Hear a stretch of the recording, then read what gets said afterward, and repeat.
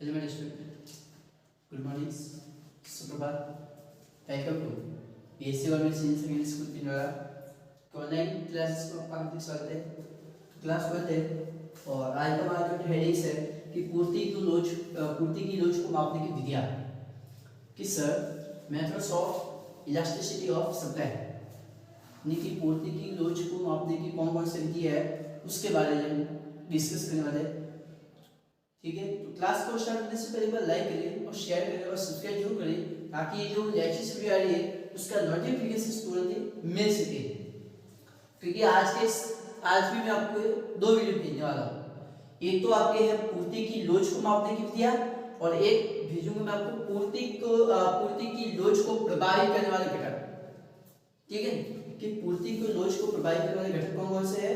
और एक lecture video और रहती है कि भाई एमसी वक्र का उठता हुआ भाग पूर्ति क्यों कहलाता है उसके बारे में. ठीक है, उसका इस चैप्टर को मैं क्या करूंगा क्लोज और जो बाकी जो मेडिकल क्वेश्चंस है वो मैं आपको जब भी टाइम मिलेगा मैं आपको सॉल्व करवा दूंगा. ठीक है, चलिएगा. पूर्ति की लोच को मापने की विधियां. तो ध्यान रखना इसमें पहली विधि कौन सी है, प्रतिशत विधि है या फिर ये कह सकते हैं कि आनुपातिक विधि. आनुपातिक का मतलब है अनुपात की. ठीक है, तो इस विधि में क्या होगा सर कि पूर्ति में प्रतिशत परिवर्तन और कीमत में प्रतिशत परिवर्तन का अनुपात है. मतलब पूर्ति में प्रतिशत परिवर्तन में भाग देना किसका, कीमत में प्रतिशत परिवर्तन का, और इससे जो भी निकलेगा वो आपकी पूर्ति की लोच है. ठीक है, क्लियर है ये या नहीं. अभी भी ये इसका फॉर्मूला है या ये को एक बात है कि delta Q over delta LP is equal to P upon Q. एक ही बात है. ठीक है, पूर्ति में प्रतिशत परिवर्तन कैसे निकालेंगे, तो पुरानी पूर्ति माइनस नई पूर्ति. पुरानी पूर्ति कौन सी है और नई पूर्ति कौन सी है, दोनों का डिफरेंस निकालो. उसी प्रकार पुरानी कीमत और नई कीमत के बीच का डिफरेंस. अब देखिएगा एक क्वेश्चन दे रखा मैंने कि भाई यदि वस्तु की कीमत 4 रुपए से बढ़ाकर 6 रुपए की जाती है तथा पूर्ति की मात्रा 80 से 150 की जाती है तो पूर्ति की लोच क्या कीजिए. तो बिल्कुल सर पूर्ति की लोच ज्ञात कर सकते हैं. कैसे ज्ञात करना है तो वो देखना. यहां पर तो मैं लिखूंगा कीमत. ये आपकी क्या है सर, कीमत है और ये आप मात्रा कौन सी, पूर्ति की मात्रा. ठीक है, पूर्ति की मात्रा. देखना इसको कैसे हल करना है मैं आपको बता देता हूं. जैसे मान की लोच आपने ज्ञात की थी ना, बस एजुकेट उसी तरह यहां पर भी करना आपको. ठीक है, हाँ देखो वस्तु की कीमत 4 रुपए से बढ़कर कितनी हो रही है, 6 रुपए. और ये कितना है सर, 80 रुपए से 80 से 150 में मात्रा. ठीक है, अब देखो डेल्टा पी.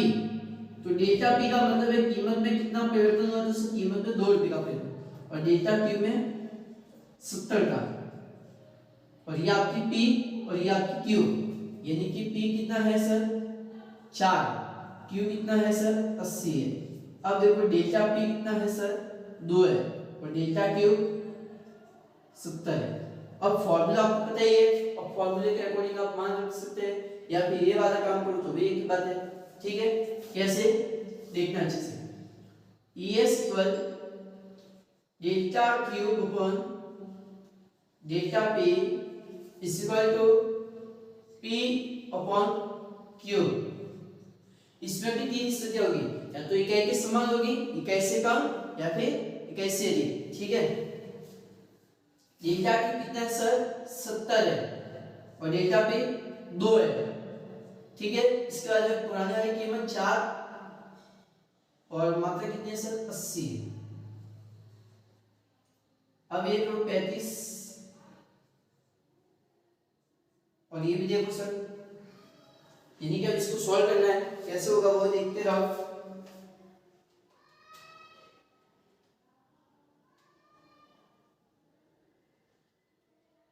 तो आप क्या लग रहा है 1.75. ठीक है, यानी कि काटना हो तो आप बहुत इजी तरीके से काट सकते हैं सर. कैसे कि इसको इससे उड़ा दो 2 से. ठीक है, फिर 2 में 80 का भाग दे दो. 2 में भाग देना 80 का तो कितना आएगा सर 0.025.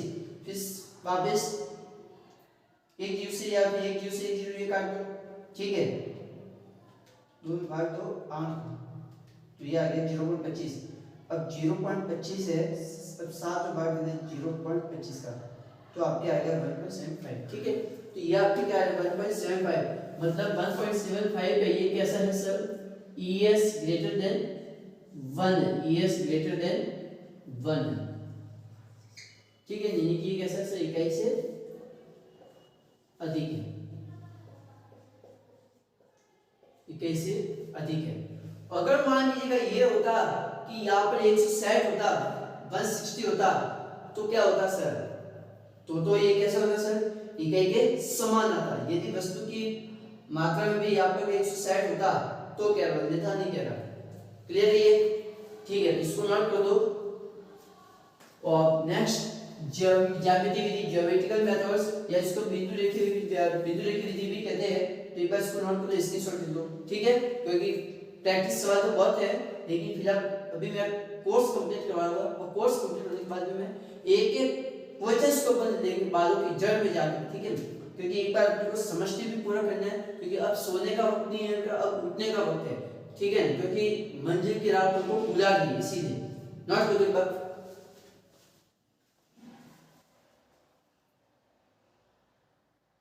आपके ज्यामिति विधि, ज्योमेट्रिकल मेथड्स है, या फिर इसको पॉइंट ऑफ लाइन मेथड भी कह सकते हैं, एक ही बात है। ठीक है, ज्यामिति विधि जैसा आपने मांग के अंदर किया था कि मांग की लोच में ज्यामिति विधि मैंने आपको बताया भी था कि मांग वक्र का निचला हिस्सा बटे मांग वक्र का ऊपरी हिस्सा था।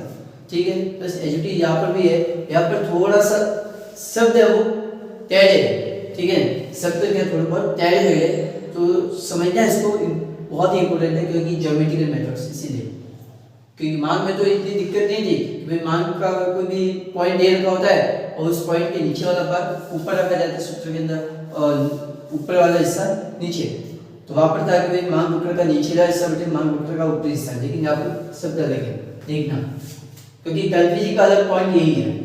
पूर्ति वक्र पर स्थित किसी बिंदु पर पूर्ति की लोच मापने के लिए ज्यामिति विधि का प्रयोग किया जाता है, इसीलिए इस विधि को बिंदु रेखा भी कहा जाता है। और यह विधि सीधी रेखा वाले पूर्ति वक्र पर स्थित बिंदु पर पूर्ति की लोच को मापती है, और इस विधि को रेखा चित्र की सहायता से समझा जाता है। और इसी विधि से समतल खंड को पूर्ति की मात्रा से भाग देकर पूर्ति की लोच ज्ञात की जाती है। ठीक है, और ये इसका सूत्र है कि समतल खंड अपन प्रारंभिक पूर्ति। ठीक है, समतल खंड अपन प्रारंभिक पूर्ति।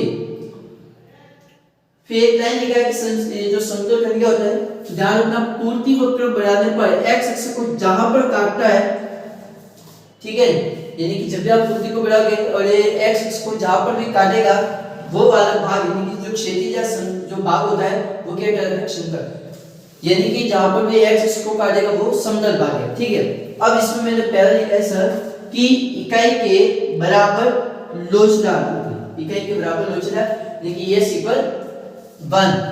तो ये तब होती है कि जब वस्तु की पूर्ति या मात्रा में प्रतिशत परिवर्तन उसकी कीमत में प्रतिशत परिवर्तन के बराबर होता है, और इस स्थिति में पूर्ति की कीमत लोच का गुना इकाई के बराबर होगा, यानी कि ES इक्वल 1 होगा। सर ये कैसे होगा, अब वो देखो मैं,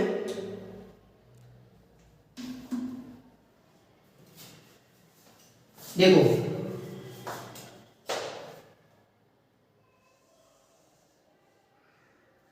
ठीक है, ये y हो गया,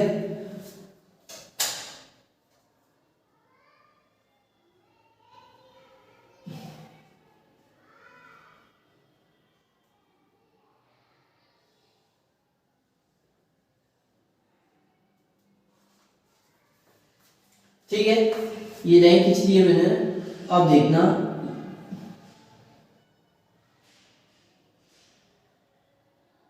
बहुत ही इंपॉर्टेंट है समझना, क्योंकि ये ऊपर से गया, क्योंकि लड़के क्या करते हैं सर, इसको इग्नोर करके जाते हैं। क्या ये पूर्ति की लोच को मापने की विद्या तो पूछेगा, हाँ, सब अच्छे इसको इग्नोर करके जाते हैं। लेकिन जिस दिन आपकी किस्मत खराब हो गई तो उस दिन तो फिर रोना ही रोना है।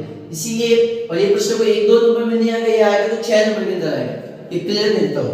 ठीक है, तो कोई भी टॉपिक्स को ये मत समझो कि यार ये हमारे काम पे नहीं है, ये आपके सिलेबस में है इसलिए पढ़ना पड़ेगा। क्योंकि लड़के क्या मान की लोच को देखते हैं लेकिन मूर्ति की लोच को देखते नहीं है। आप कहते हैं कि यहाँ पर निचला शब्द ऊपरी स्तन नहीं भाई, यहाँ पर निचला शब्द ऊपरी स्तन, यहाँ पर समतल खंड पर प्रारंभिक पूंजी है। कैसे देखना प्रारंभिक भाई बराबर लोचदार में मैंने आपको पहले कहा था कि जो पूर्ति वक्र होगा वो मूल बिंदु पर होगा। ठीक है, मूल बिंदु क्या होगा, यानी कि जस्ट सपोज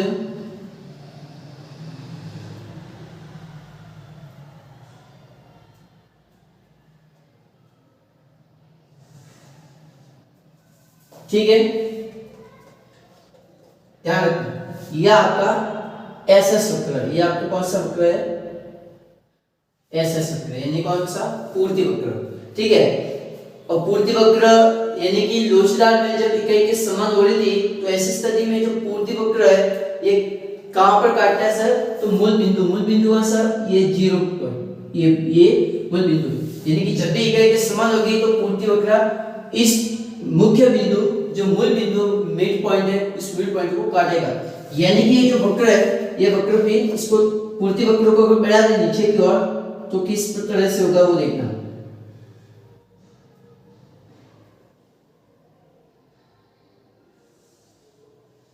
ये यहां पर,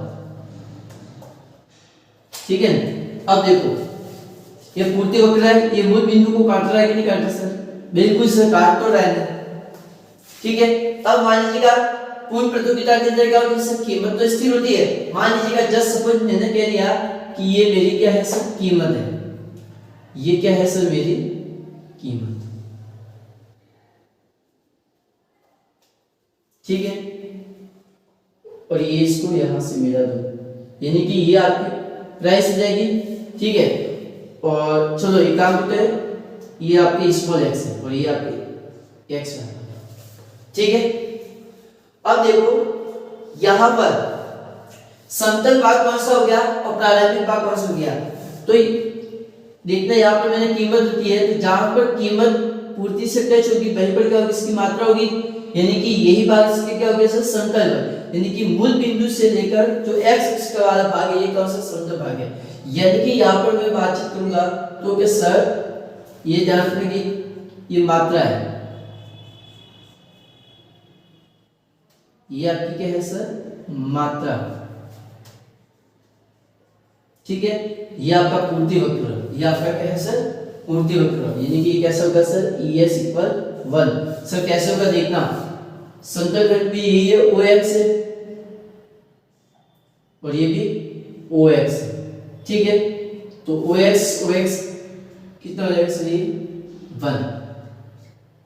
समझ में आया कि नहीं आया, ये कैसा है सर, 1 आ रहा है कि नहीं आ रहा है, मतलब यही 1 सेंटीमीटर है और ये इसका समतल भाग आ चुका है, मतलब यहाँ पर पूर्ति की जो लोच है वो कौन कैसी है सर, 1 के बराबर, मतलब ये इकाई के समान है। सर ये कैसे पता लग रहा है कि यहाँ पे, अरे भाई सीधी सी बात है, बराबर लोचदार में पूर्ति वक्र होगा वो मूल बिंदु को काटता हुआ होगा, ये जो आपके मूल बिंदु है इस मूल बिंदु को काट रहा है कि नहीं काटता है, मतलब मैंने पहले पूर्ति वक्र यहाँ तक ही खींचा था लेकिन फिर मैंने कहा कि भाई पूर्ति वक्र को और आगे बढ़ाना है, जब मैंने पूर्ति वक्र को और आगे बढ़ाया तो ये मूल बिंदु को काट रहा है कि नहीं काट रहा है, ये देखो ये यहाँ से इसको काटता हुआ जा रहा है। ठीक है, क्लियर है ये या नहीं अभी भी भाई, डाउट तो मुझे कह दो तो मैं बता दूंगा, उससे मुझे कोई इश्यू नहीं है, मुझे कोई दिक्कत नहीं है। ठीक है, यानी कि ये वाला जो भाग है ये ऊपर रखना है और ये नीचे वाला भाग नीचे रखिए, इसको तो यार ये ऐसे कह सकते हैं कि OX। ठीक है,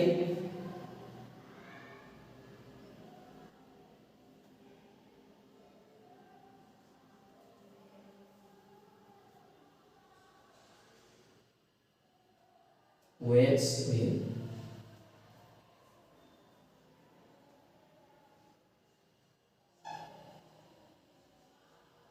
ठीक है, हाँ एक बार इसको नोट कर दो, फिर नेक्स्ट अधिक लोचदार और कम लोचदार के बारे में पढ़ा, नोट कर दो।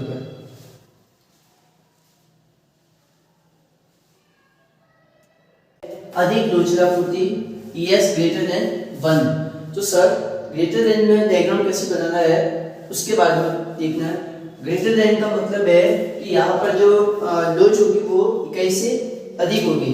यहाँ पर लोच कैसे होगी सर, इकाई से अधिक करनी है। समझ में आई क्लियर? हाँ, अधिक कैसे होगा सर वो देखना। अधिक लोचदार में जो वक्र होगा वो x अक्ष के ऋणात्मक भाग को काटेगा। x अक्ष के ऋणात्मक भाग को ये काटते हुए आगे की ओर बढ़ जाएगा। इसके क्या दी हुई है, तो इसके लिखी थी ना अपन ने, इसके गैर होगी क्या,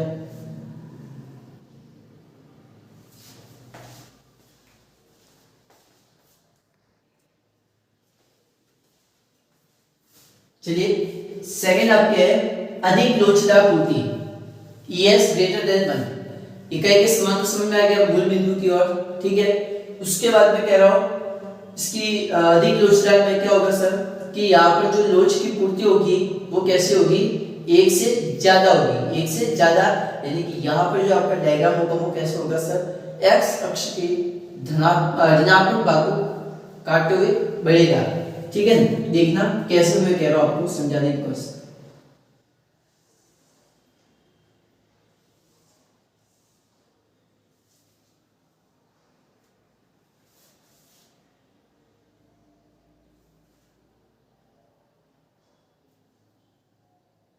बहुत ही अच्छे से समझना बेटा, क्योंकि थोड़ा कंफ्यूजिंग तो है ये, लेकिन कंफ्यूज नहीं होना।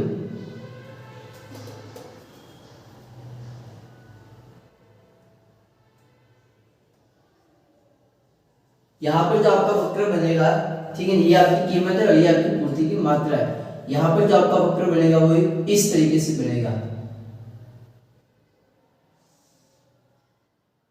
ठीक है। यहाँ पर जो आपका डायग्राम बनेगा वो एक इस तरह से बनेगा, यानी कि ये आपके एसएस वक्र, ये आपके क्या है सर, एसएस वक्र, ठीक है। अब देखो एसएस वक्र y अक्ष को काटता हुआ बढ़ रहा है, ठीक है, y अक्ष को काट के सीधा x अक्ष पर टच करेगा, यानी कि इस पूर्ति वक्र को अगर और बढ़ा दिया जाए तो ये x अक्ष के भाग को स्पर्श करेगा कि नहीं करेगा सर, बिल्कुल सर करने वाला है। देखना कैसे होगा,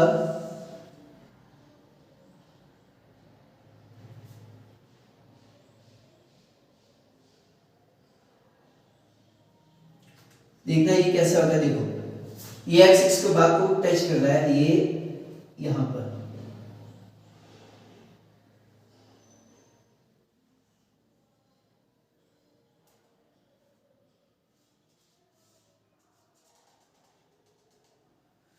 ठीक है। इस वाले भाग को काट के आगे की ओर बढ़ेगा। अब इसको जैसे सपोज करो के बिंदु दे देते हैं, ठीक है, ये इस मतलब ये वाला भाग तो आपके ऋणात्मक हो गया, ठीक है, यानी कि पूर्ति वक्र को दिए मैंने और आगे की बढ़ाया तो ये y अक्ष को काट के सीधा x अक्ष को टच कर दे, यानी कि x अक्ष पर कौन सा, ऋणात्मक वाले भाग को। अब मान लीजिएगा मैंने कह दिया कि भाई मुझे मेरी मान लीजिएगा मात्रा ये जब यहाँ पे रख रहा हूं, ठीक है, और जस्ट सपोज करो ये यहाँ,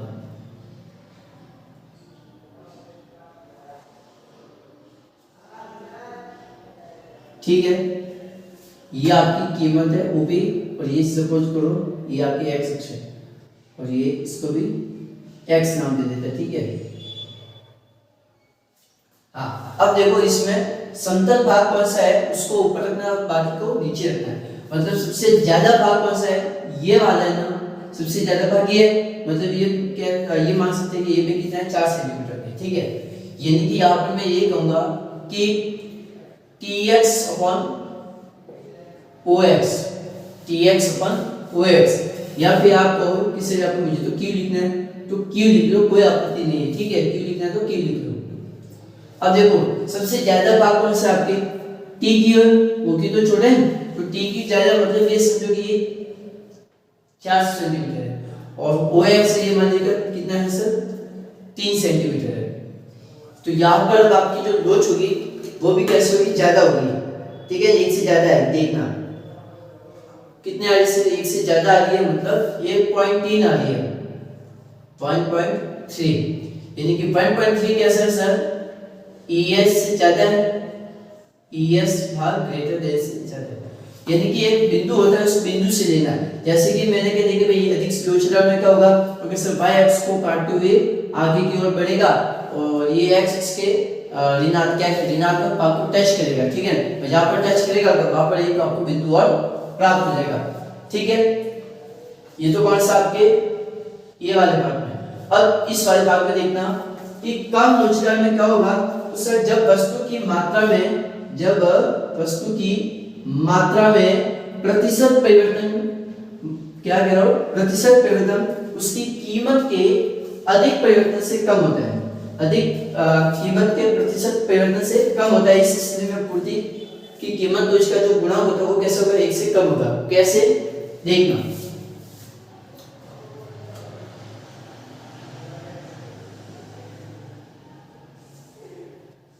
अब यहाँ पर जो डायग्राम बनेगा ना, ये आपके x अक्ष को काटेगा, x अक्ष के धनात्मक भाग को काटेगा, जबकि ऊपर वाले में ऋणात्मक भाग को काटा था। और ये मैंने मान की लोच की जब श्रेणियां पढ़ाई थी तो उस समय भी मैंने बताया था,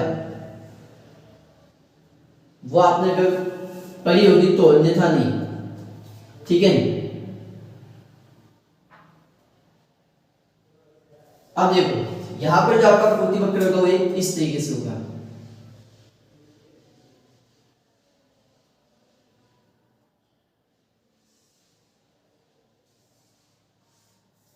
यहाँ पर आप पूर्ति वक्र आपके इस तरीके से, ये आपके ऐसे सूत्र, ठीक है।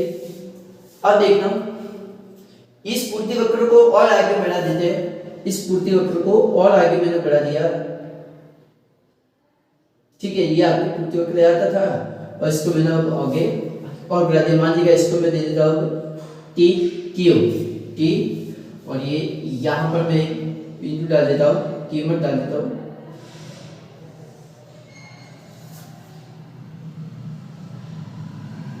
क्यू पी और ये आपकी क्यू बी। अब यहाँ पर देखना, आप यहाँ पर आपके क्या हो रहा है, सबसे ज्यादा भाग कौन सा है और सबसे कम भाग कौन सा है। अब सबसे कम भाग ये है टी क्यू है, तो टी की को रखो ऊपर, समतल भाग कौन सा है टी क्यू है, और प्रारंभिक भाग कौन सा है ओ क्यू, तो प्रारंभिक भाग ओ क्यू नीचे आ जाएगा। टी क्यू छोटा है मतलब 3 को ऊपर रखो और 4 को नीचे रखो, तो आपकी जो लोच होगी वो कैसे होगी सर, 1 से कम आएगी, 1 से कम आएगी। 1 से कम से कितना होगा ये, तो 0.75 आपकी इसकी लोच होगी, ठीक है। यानी कि ये कैसा है सर, ES लेस देन 1 है, ES लेस देन 1 मतलब इकाई से कम में बेलोचदार होती है, ठीक है।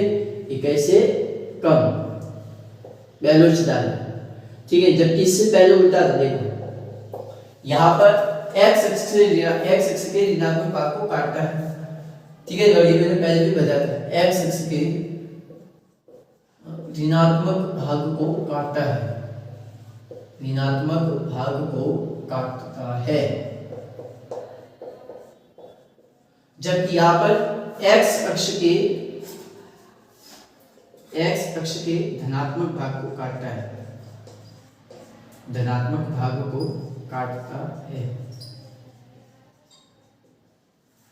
समझ में आया कि नहीं आया? तो यहाँ पर ये कैसे हो रहा है सर, 1 से कम आ रहा है, मतलब 1 से कम आ रहा है, मतलब ये कौन सी कोई 1 से कम, यानी बेलोचदार वाला, ठीक है। कौन सी भी बेलोचदार, लेकिन कौन सी कम बेलोचदार, ठीक है।